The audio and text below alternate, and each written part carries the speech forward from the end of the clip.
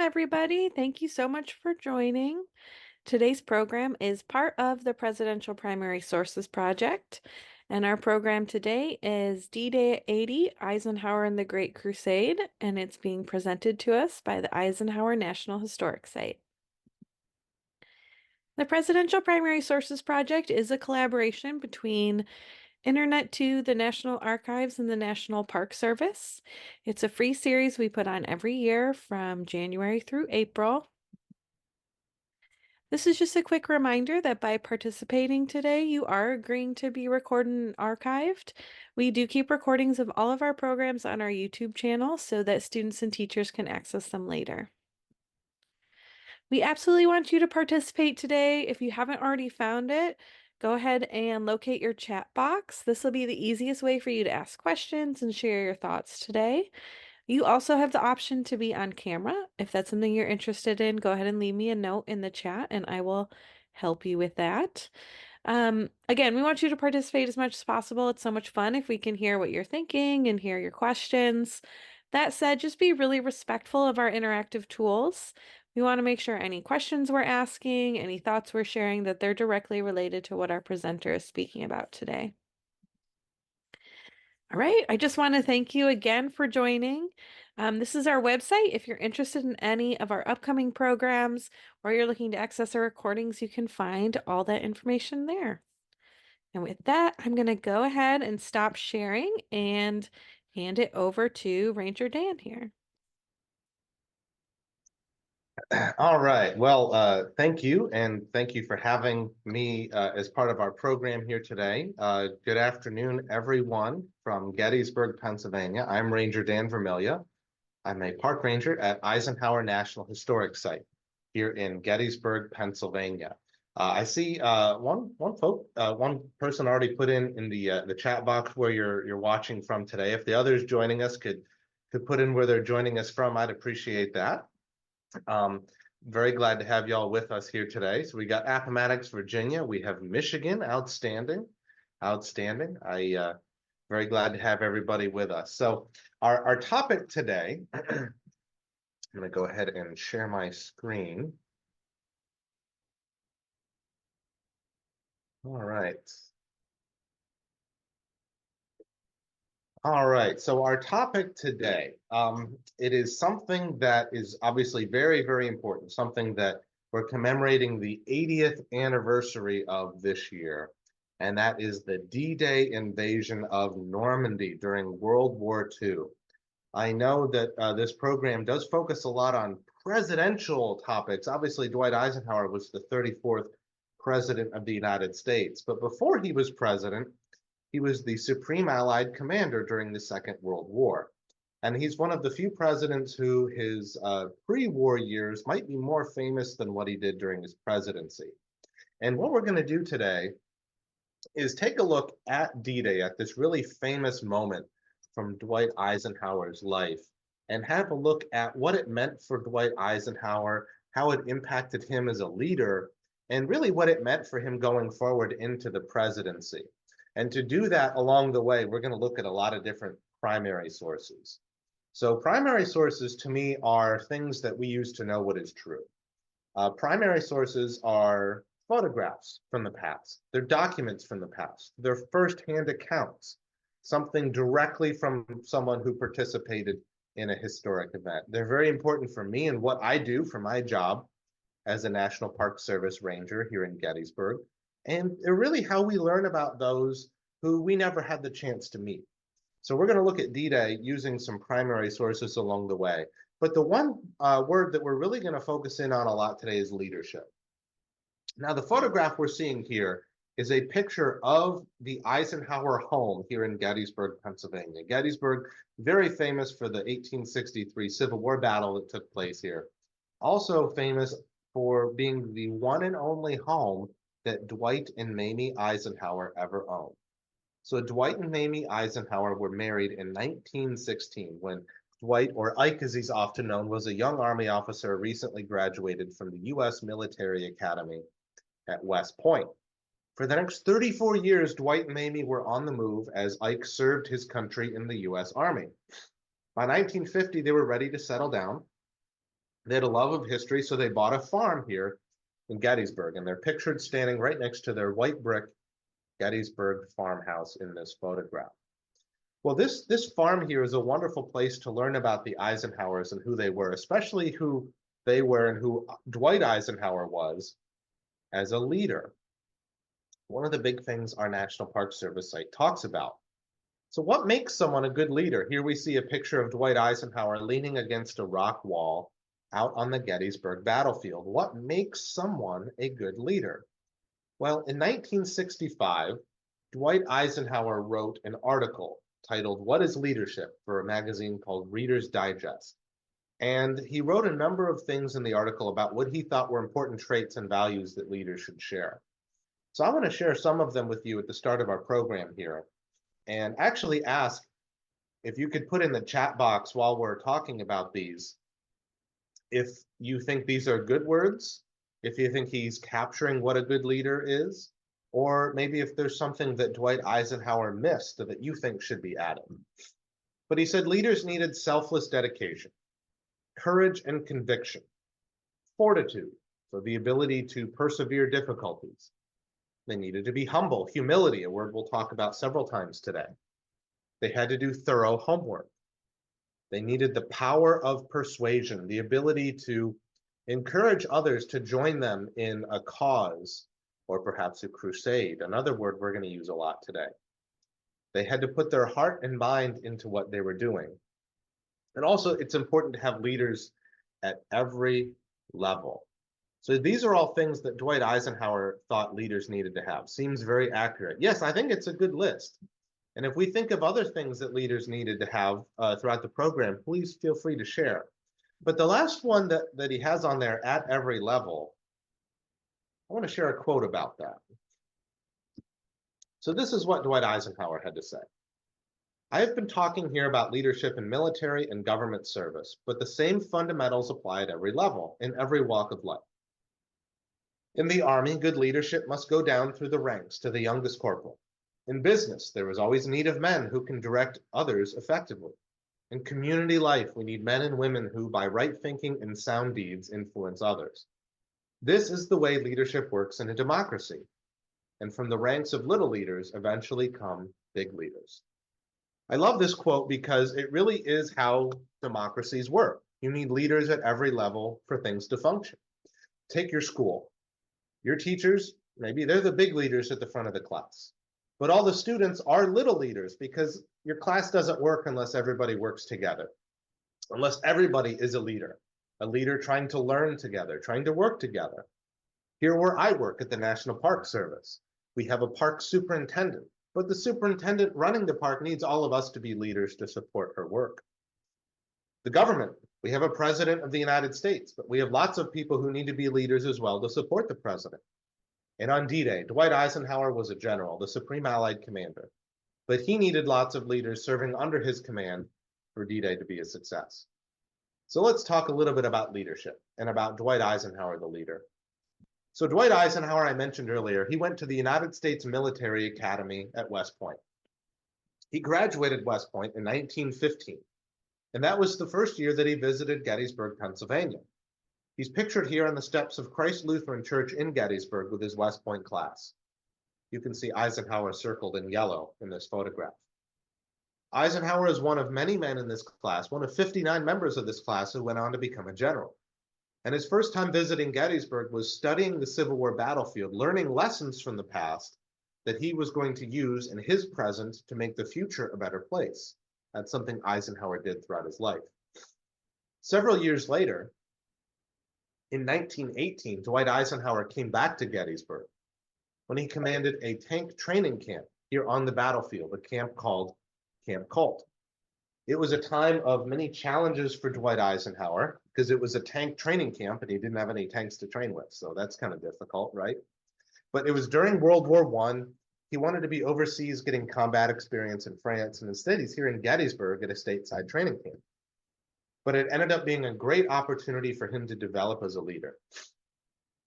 Eisenhower was able to work independently to solve challenges and problems under his command. It was his first independent command in his career. And he developed a lot of skills on creative problem solving, leadership in times of crisis, and leadership by consensus, working with others, things that became very important to his life later on. Many decades later, in 1941, Dwight Eisenhower found himself a colonel serving at Fort Sam Houston in Texas. He was the chief of staff for the Third Army, and he had really developed a reputation as an officer of excellence. He was well respected and well connected. So when on December 7th of 1941, the Empire of Japan attacked the United States at Pearl Harbor and brought the United States into the Second World War, Dwight Eisenhower was ready for his opportunity. He was called to the War Plans Division in Washington, D.C. in 1942, where he was asked to help come up with the U.S. response, the U.S. plan at the start of the Second World War. Within 6 months, he was sent over to Europe, and he would take command of something later that year called Operation Torch, the invasion of North Africa.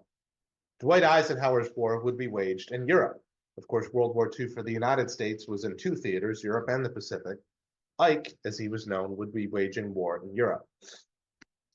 And this was a difficult task for Eisenhower because Nazi Germany had taken over all the territory you see on this map in white. Now, the Allies, they didn't want to attack in Western Europe right away. They wanted to start on the edges of the German Empire. So fighting in North Africa, that's where Operation Torch came into play. Fighting in the Mediterranean, on the island of Sicily, in the mainland peninsula of Italy. So it was several years before we were ready to invade Western Europe, the main battle against the Germans in Western Europe on the coastlines of France, pictured here off to the side of this photograph, of this map. And during these earlier actions, Dwight Eisenhower was developing as a leader. He led Operation Torch, the invasion of North Africa. He led Operation Husky, the invasion of Sicily in the Mediterranean. And by late 1943, he was named as the commander for something called Operation Overlord, the invasion of Europe. This is a note, the first primary source document we're seeing here today. We've had a few photographs, but the first document we're seeing here today, a handwritten document from President Franklin Delano Roosevelt to Joseph Stalin, the leader of the Soviet Union, a country we're going to talk more about later in our program. They were our ally during World War II. After the war, not our ally. But this is a note sent from Franklin Roosevelt to Joseph Stalin, naming Dwight Eisenhower the Supreme Allied Commander for Operation Overlord, the invasion of Western Europe. At the bottom, there's some scribbling from the initials GCM, excuse me. It was passed along to Eisenhower by General George Marshall, the Chief of Staff of the U.S. Army, who many thought would command the Overlord invasion, except President Roosevelt did not want Marshall to be out of the country during the war. But Marshall passed this note along to Eisenhower, thinking he might want to have it for his own records and archives as something to save. But Eisenhower was named the Overlord Commander because he was well respected, well connected, and he could get along with people. It was not Dwight Eisenhower's job to personally lead soldiers in combat on D-Day. It was not even his job to personally write the plan for D-Day. It was his job to get everyone to work together for this plan to work. So here he is seated at a table with American and British officers and generals. It is his job to make sure all of these leaders work together for the invasion of Europe. It's a complex task. He was something of a political general because he had to use persuasion, get people to work with him on various matters. Now, the invasion of Normandy 80 years ago is the largest military exercise ever undertaken. It involved nearly 160,000 soldiers crossing the English Channel from England into France. And here on this map, you see the layout of the German defenses in Normandy. And these lines going across the channel, they're pointing towards the coastline of France and the region known as Normandy. Normandy was selected for this invasion because the Germans didn't necessarily expect it to happen there. Look at the map. There's a lot of space between England and Normandy. So it's not the closest spot on the English Channel. Not necessarily the place that you would expect an invasion to be coming. Also, the Normandy coastline had several beaches that were miles long, and you could land thousands of men in jeeps and vehicles and equipment on them. Now, this was months and months of work leading up to the invasion. D-Day itself was June 6th of 1944, but we sometimes forget how much work went into this attack. The planning.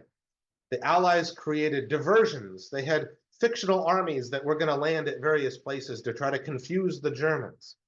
They also had a months and months long bombing campaign, hitting aircraft manufacturing plants deep in Germany, hitting bridges and roadways in France so that the Germans couldn't have air power above the beaches of Normandy and that they couldn't send reinforcements to stop the Allied attack. There were Navy forces involved, paratroopers involved, a lot of different pieces and parts to this invasion. Before the troops landed on the beaches, paratroopers would jump out of planes to try to secure some of the area right behind a couple of the beaches to make it easier for ground troops landing the next morning. A very, very complex thing. But ultimately, after the months and months of work, all of this came down to something that no one could control, and that was the weather, the conditions in Normandy. Because in order to send men across the English Channel, you couldn't have a storm going on. You had to have clear skies so you could have air cover for the men landing on the beaches. This is what was at one time top secret report from June 3rd, 1944, talking about the weather conditions in Normandy. And it basically said that the weather was hard to predict, but they weren't looking good for the invasion date, which was supposed to be originally June 5th of 1944. Ultimately, General Eisenhower postponed the invasion by a day, and it went forward on June 6th. On the morning of June 5th, he ended up giving the final order for the invasion to go ahead. This is one of my favorite photographs of General Eisenhower. If you could, maybe put in the chat feature some words that you all think describe Eisenhower in this picture. This is Eisenhower in June 1944. And to me, it really captures the stress and tension of the weight of responsibility on his shoulders. That he had over a dozen allied countries with forces under his command, hundreds of thousands of soldiers, the eyes of the world upon him, and he had to be the one making the ultimate decision for this attack to go forward. Let's see here. Self-reflection, focused, serious, heavy, excellent. Yeah, all good words describing, I think, Dwight Eisenhower in this photograph. He ultimately knew that the responsibility was his. So as a leader, he did a couple things to make sure this worked. In addition to all of the planning, he tried to inspire those under his command. What you see here is Dwight Eisenhower's order of the day from June 6, 1944, a document given out or read aloud to all of the men undertaking this invasion. Soldiers, sailors, and airmen of the Allied Expeditionary Force, you are about to embark on the great crusade toward which we have striven these many months. The eyes of the world are upon you. The hopes and prayers of liberty-loving people everywhere march with you. He goes on to say, in company with our brave allies and brothers in arms on other fronts, you will bring about the destruction of the German war machine, the elimination of Nazi tyranny over the oppressed peoples of Europe, and security for ourselves in a free world. He's trying to inspire these men for the task at hand, which is to eliminate German tyranny over Europe, Nazi tyranny, totalitarianism. This is a battle between democracies, countries that believe in people having a say in their government, countries where we believe that it's wrong to persecute others, countries that believe that people have rights, and the German Empire, the Third Reich as it was known, that was a totalitarian fascist country taking over Europe, enslaving people, imprisoning people, and yes, killing millions with the Holocaust and persecutions throughout Europe. This is a very, very important task that these men are taking. He goes on to say, I have full confidence in your courage, devotion to duty, and skill in battle. We will accept nothing less than full victory. So here we have Dwight Eisenhower inspiring those under his command. But what else does he do as a leader? He's also prepared to take responsibility on his shoulders if this doesn't work. This message was never released. It was a handwritten note that Eisenhower had at the ready in the event the invasion didn't work. Our landings in the Cherbourg Havre area has failed to gain a satisfactory foothold. I have withdrawn the troops. My decision to attack at this time and place was based on the best information available. The troops, the air, and the Navy did all that bravery and dedication to duty could do. If any blame or fault attaches to the attempt, it is mine alone. Now, this note was never ultimately released, and he even put the wrong date on it, July 5th, down at the bottom of the note. But it shows you the mindset Eisenhower had going into this invasion, that he knew that if it failed, he didn't want the blame being on the soldiers in the ranks. He wanted to take the blame on himself. So perhaps we can add to that list that of Eisenhower's leadership qualities, that good leaders are accountable. After writing out these messages, Dwight Eisenhower went and met with soldiers, specifically men of the 101st Airborne Division, paratroopers who just hours after this photograph was taken would be jumping behind German lines. Now, this image here is one of the most famous pictures of World War II. Many of you may have seen it before. If you've seen one picture of General Eisenhower, this is likely it. It looks like he's giving them a stern pep talk in this photograph. But what he's really doing is showing empathy. He's asking the men about themselves. He's asking them what they liked to do, where they were from. Hey, who here likes baseball? I like baseball. Who here's from Kansas? I'm from Kansas. He's asking them about themselves to make them feel comfortable before they went into battle. So that's another word we can add to our list of things that good leaders are. Good leaders are empathetic. Empathy means that we care about others. We're concerned about others. Dwight Eisenhower was an empathetic leader. Hours after this photograph was taken, these men loaded into their C-47 planes, and Dwight Eisenhower watched as they took off for France. One of his aides said that he had a tear in his eye as he watched the men take off, because he had been told that as many as 70%, or 7 out of 10 of these soldiers, 7 out of every 10 would be killed, wounded, or missing. They would be casualties in battle. This is a photograph of the same men of that 101st Airborne Division aboard one of their planes as they went forward into battle for D-Day. That night of June 5th, 1944, paratroopers from the 101st Airborne Division, the 82nd Airborne Division, and the British 6th Airborne Division dropped behind German lines in Nazi-occupied France. The battle had begun. The US Navy played a major role in this as well, not just with bringing soldiers forward to the beaches for the morning of June 6th, but blasting away at German defenses on the Normandy coastline. If you visit Normandy today, you can still see some of the German gun bunkers and defenses, and many of them are still surrounded by craters given by the US Navy. So I think we see here a question: why would he send them knowing that many of them could be killed? That is a great question. Eisenhower sent the paratroopers into battle knowing that they could be killed because he knew that they had to go forward for the invasion to work. Ultimately, any soldiers going forward into battle may be killed, may be casualties.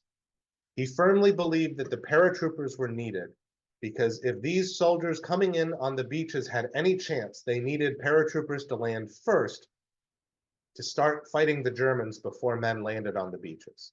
Quite simply, Eisenhower thought it was needed for the invasion. I will say one of his leading generals thought that the paratroopers shouldn't go forward. So Eisenhower had this general write out his objections, and he said, I'm ordering this forward, not you. In the event the paratrooper divisions are destroyed and this fails, I will take responsibility. I'll release your objections to the press, and you won't be blamed at all. Another example of a good leader as Dwight Eisenhower. So he sent them forward simply because he knew this had to be done. And he knew that the only way for this to work were for the paratroopers to go first. Good question. On the morning of June 6th, the US Navy's bringing soldiers forward on landing crafts just like this one. Here we see men disembarking a landing craft and storming Omaha Beach.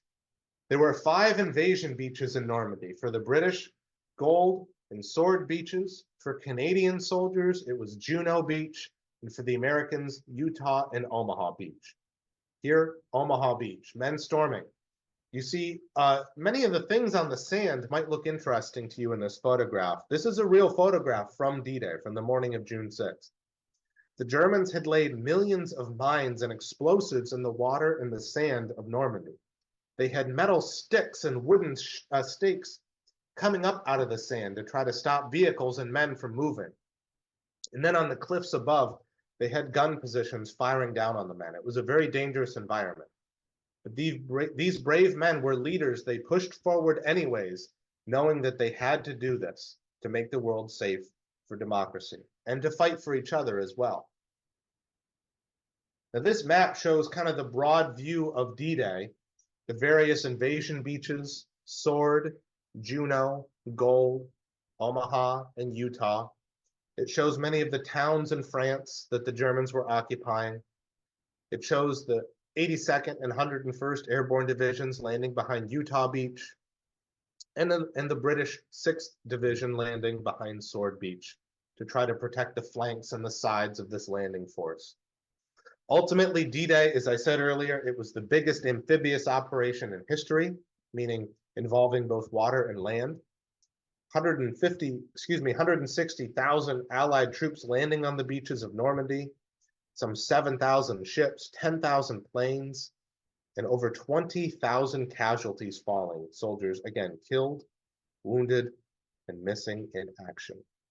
So this was a massive, massive operation, all focused on one day, June 6th, 1944.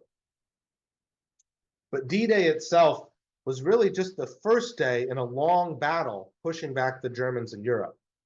It came at a great cost. Those 20,000 plus casualties were part of this broader war that was the deadliest war in human history. Now, for those who were killed on D-Day, one way to understand the scale of this is through accounts of those who were there. One of the primary sources that we use for the Second World War are the accounts of war correspondents, journalists who were with soldiers on the front lines who wrote what they saw. On screen now you see the picture of a man named Ernie Pyle, who's the most famous American war correspondent of World War II. This is how Ernie Pyle described the beaches of Normandy in the wake of the fighting.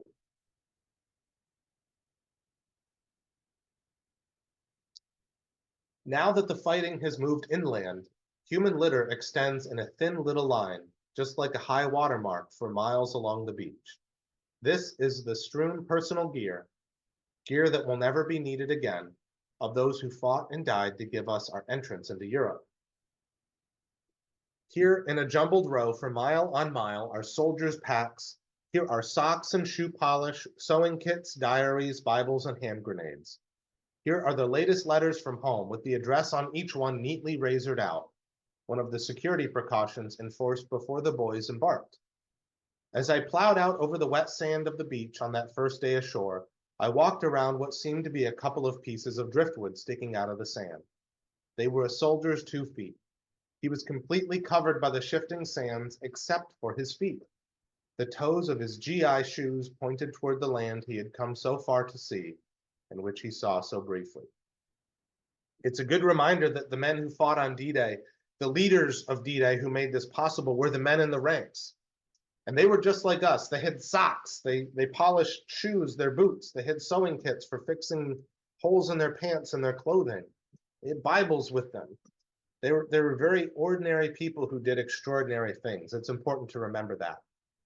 Now, many of those who fought and died on D-Day are buried at the Normandy American Cemetery, which has the graves of some 10,000 Americans who fought on D-Day and in the weeks afterwards, buried on cliffs overlooking Omaha Beach. In the years after World War II, however, and I should note, by the way, there's cemeteries just like this one all throughout Europe with American graves of those who fell in World War I and World War II. But in the years after World War II, the American government, at the request of family members, brought over 170,000 fallen service members home for burial in the United States. Over 500 of them were buried here in Gettysburg National Cemetery, here in Gettysburg, Pennsylvania, the cemetery that was began after the 1863 Battle of Gettysburg, here during the Civil War. Abraham Lincoln gave his Gettysburg Address. The National Park Service believed it was because Gettysburg was a national shrine. Many loved ones wanted their fallen World War II service members to be buried here. And of those 500 plus who were brought here to Gettysburg, 12 of them were killed on D-Day. And I'd like to briefly share a few of their names and pictures with you, again, using some primary sources as we do that. So this is a photograph of Utah Beach, one of the two American invasion beaches. Here, you see a photograph of Joseph Fetish. Joe was a Boy Scout. He was a baker. He was a well-loved young man in his hometown of Scranton, Pennsylvania. He enlisted in the Army right before the United States in World War II at the age of 17. He was only 20 years old when his landing craft struck a mine in the English Channel, and he was killed on June 6 of 1944. Primary sources can be many things. They can be documents from leaders, they can be photographs of leaders, they can also be newspaper accounts like this one about a fallen service member announcing his death to his hometown that he was killed on D-Day. On Omaha Beach, here's a photograph of the monument for the 1st Infantry Division, which fought there on Omaha Beach. One of the men of the 1st Infantry Division was Private Elmer Warman. Elmer had fought in North Africa and Sicily under Eisenhower's command and was fighting on D-Day, once again under Eisenhower's command. This is Elmer's draft registration card, where he registered for the draft before he ultimately enlisted. Lists how old he was. He was 22 years old when he died on D-Day, and he also was a coal miner. He worked for the Glen Alden Coal Company in his hometown of Plymouth Township, Pennsylvania, before he joined the Army. You can see on the lower part of the card, that is Elmer's handwriting. That is Elmer's signature. Hopefully this helps to make that casualty figure a little bit more real for us, that of those 20,000 casualties, over 6,000 of them were Americans, just like Joseph, just like Elmer. Americans just like Richard Brantonese, Clarice Riggs, George Hahn, and Byron Stanton, all pictured here, who fought on Omaha Beach as well, pictured in the background of this slide, all members of the 29th Infantry Division. You know, none of these men wanted to be there on D-Day. They would have all rather been at home playing baseball or seeing their families or going to work at their job. But they did it because they knew it had to be done. They could not allow Germany to take over Europe and to enslave millions of people. Democracies had to band together to fight back, and that's what was happening on D-Day. These sacrifices stayed with Dwight Eisenhower for the rest of his life. This is a picture of some of these other World War II service members who are buried here in Gettysburg, with a quote from Eisenhower from June of 1945, about 1 year after D-Day, saying, "Humility must always be the portion of any man who receives acclaim earned in blood of his followers and sacrifices of his friends." For Dwight Eisenhower, D-Day and World War II influenced the rest of his life. It was another 11 months after D-Day before Germany finally surrendered. Several months after that, August of 1945, Japan surrendered. What kind of world would we live in, though, after World War II? Well, Dwight Eisenhower wanted to make sure that the lessons of D-Day, all of these young men fighting and dying to eliminate tyranny and fascism, that those lessons were not lost. And he thought the way that they were not lost would be by continuing to be engaged in the world community, by the United States being a leader, having alliances, working to ensure peace throughout the world by being actively involved.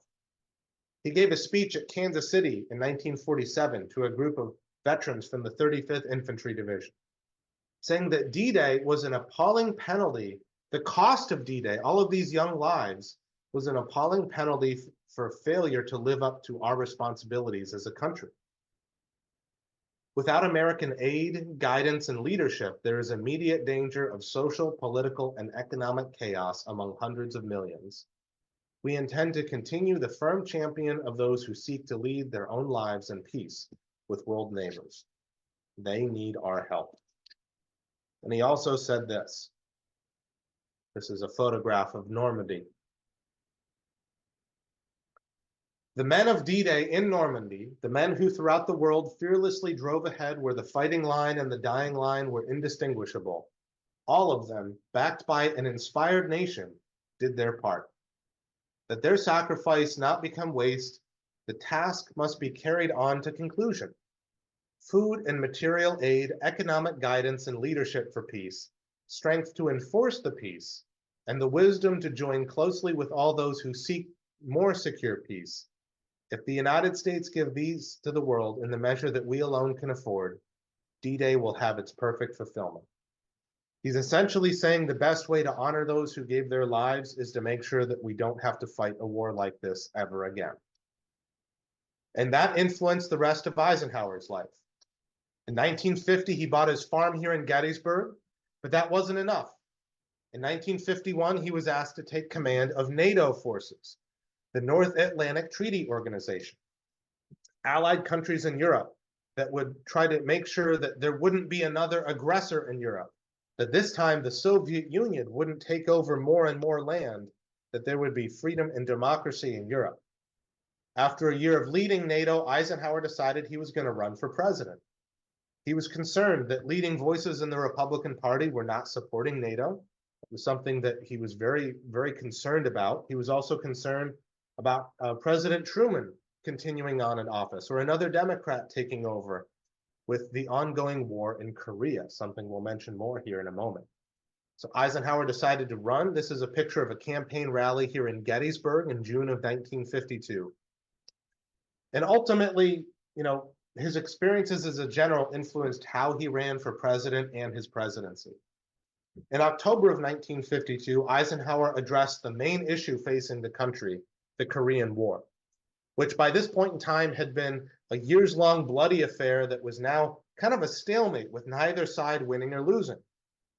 He promised that if elected, he would go to Korea to try to find a way to end the war and bring American service members home, as many as he could.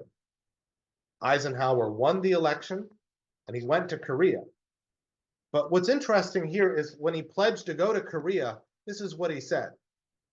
A soldier all my life, I have enlisted in the greatest cause of my life, the cause of peace. I do not believe it is a presumption for me to call the effort of all who have enlisted with me a crusade. Where did we hear that word crusade earlier? His June 6, 1944 order of the day. He's using that same word in 1952. In 1944, Eisenhower was on a crusade to lead an invasion force into Europe to eliminate Nazi tyranny. In 1952, because of the cost of war, he was on a crusade for peace. He was running for president to try to preserve peace in the world wherever he could. Crusade is a tying word throughout Eisenhower's life, bringing these stories together. He was not going to sit back. He was going to continue serving to seek peace as president. And of course, he was elected. And as our 34th president, his crusade took him from Normandy all the way to the White House. Much like millions of others, Eisenhower came home from World War II and worked to capitalize on the Allied victory to make the world a better place. And he did a lot of that work right here at his Gettysburg farm, here in Gettysburg, Pennsylvania. The Eisenhower home is pictured here. It's a home that they had rebuilt in the early 1950s because the original home they purchased, parts of it were 200 years old. Once it was finished, they used it extensively during their presidential years as a place to rest, relax, and also bring world leaders here to talk to them in a one-on-one basis. As we step inside, I'd like to show you a few rooms of the Eisenhower home. First, the entryway of the house, a greeting place for guests. On the right of the photograph, there's a book on a table where world leaders signed in. But above the book is a portrait of their son, John. The Eisenhowers had two children. Their first son, Dowd, died at the age of 3 in 1921. Their son, John, was born in 1922. And he lived all the way to 2013. He had 4 children of his own. But John, in his portrait there, he's pictured wearing his West Point cadet coat. That's right, the same school that Eisenhower went to. He graduated from West Point on D-Day, on June 6th of 1944. And Eisenhower was acutely aware that while his son graduated from West Point on D-Day at 22 years old and went on to live a long life and have a family, lots of other soldiers who fought on D-Day were that same age and they died. So he had this sense of purpose knowing that his son got to live and others did not, meaning that it was his job the rest of his life to try to seek peace as much as possible. The living room of the Eisenhower home, a formal room for welcoming guests. The coffee table in the lower part of the photograph was a gift from Mrs. Francesca Ree to Mamie Eisenhower as a thank you for Eisenhower's administration bringing about an armistice in the Korean War during his first year as president. The fireplace that you see made of Italian marble was once part of the East Room of the White House. It was in the East Room when Abraham Lincoln was president. It was removed during renovations during the Grant administration. Lincoln was one of Eisenhower's heroes as a leader. Eisenhower admired Lincoln in many ways.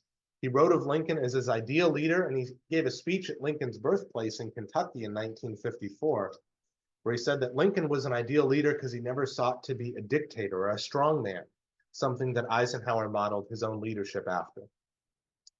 Including that fireplace here in the Eisenhower living room, it was a gift from his White House staff, but it's a fitting piece to include there. The sun porch of the Eisenhower home, this is where they spent a lot of time relaxing as a family. Eisenhower painted on his sun porch, but it's also where he met with world leaders, including Soviet Union leader Nikita Khrushchev, who visited in 1959. At the height of the Cold War, when the United States and the Soviet Union were at odds, they were enemies, when they had nuclear weapons pointed at each other, Eisenhower, the leader of the Democratic United States, and Khrushchev, the leader of the Communist Soviet Union, sat down and talked. It's a nice reminder in our own divided times that we can always reach out and meet people where they are and find ways to try to talk for the betterment of others. The den of the Eisenhower home is a rustic room. It has an entire wall full of books. Eisenhower read there, he rested there, he relaxed there. And in 1956, he also had conversations there with his family about whether or not to run for re-election. Excuse me. Ultimately, he did decide to run. He had had a heart attack in 1955. His health was not the best, but he decided to run, and he served a second term. Lastly, Eisenhower's office. This is where he signed over 300 pieces of legislation into law during his presidency. It was also the smallest room in the House, which shows you what a humble man I think he truly was. Ultimately, the Eisenhower home here in Gettysburg is a fitting tribute to Eisenhower, the leader. For the rest of his life, Eisenhower tried to reflect on and remember the legacies of D-Day. In 1964, after he left the presidency, Dwight Eisenhower went back to Normandy. He visited the Normandy American Cemetery, where he's pictured here, with CBS News anchor Walter Cronkite. And in speaking with Cronkite, this is part of what Eisenhower said. He covered all these different parts of the invasion, the planning, the decision to postpone for the weather, but he also reflected on what D-Day meant. I devoutly hope that we will never again have to see such scenes as these. I think and hope and pray that humanity has learned more than we had learned up until that time. But these people gave us a chance, and they bought time for us so that we can do better than we have before.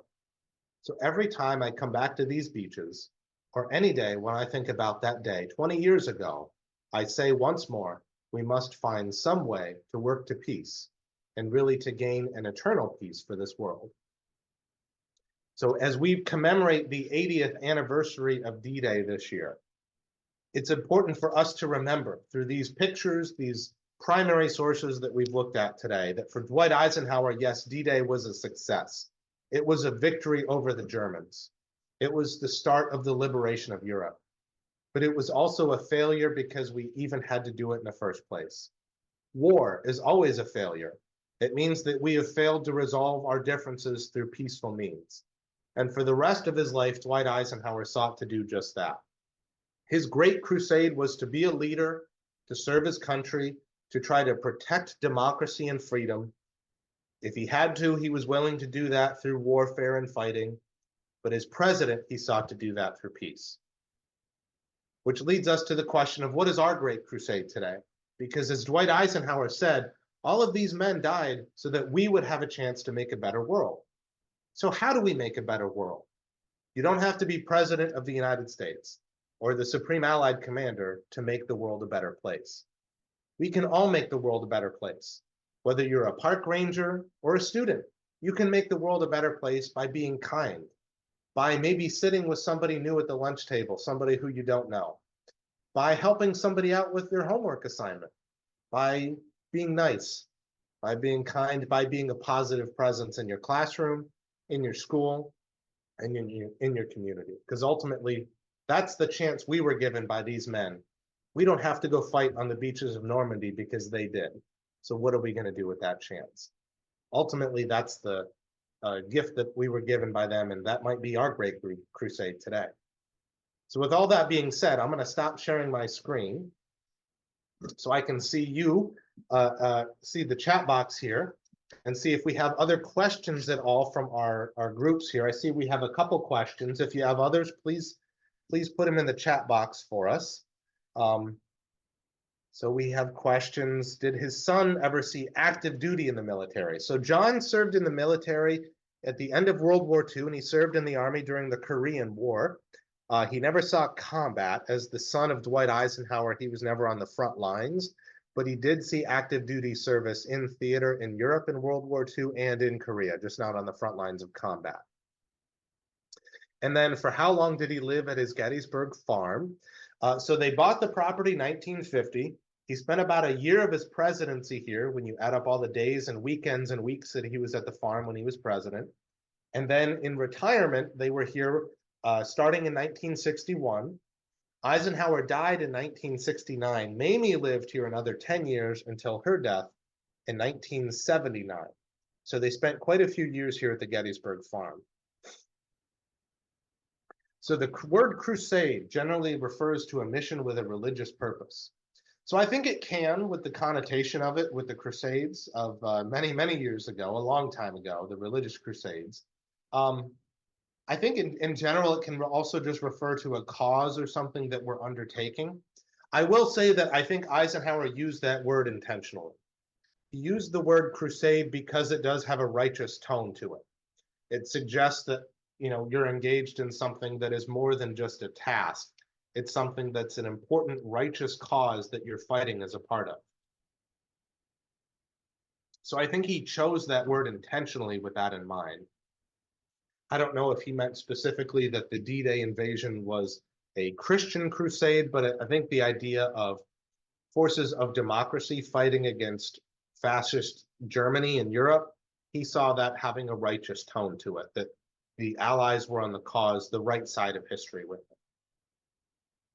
Any other questions on anything?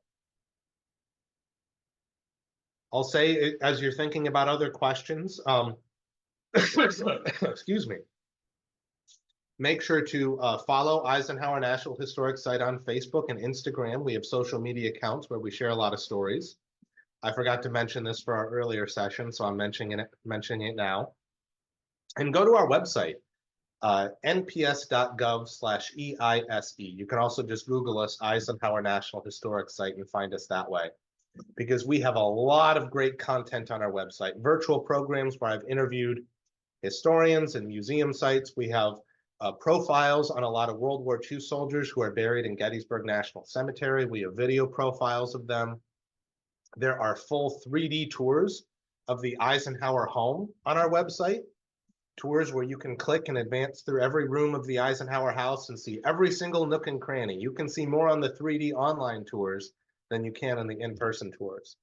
And if you ever wanted to have us join you for another virtual program, we do that as well. If you ever wanted to bring your students to Eisenhower National Historic Site, thank you for sharing the link in the chat there. If you ever wanted to bring your students to the site, we can help you make that happen too. So please check us out on social media and on our website. All right. Well, while we wait for any last questions, I just want to take a minute to thank everyone for attending. We appreciate your engagement and your questions. And thank you, Ranger Dan, for this great presentation and all this great information. We really appreciate your time. Thank you very much. Thanks for having me, everybody. Thanks for inviting me into your classrooms. And I wish you all a great rest of the day, great rest of the school year. And remember, find your great crusade.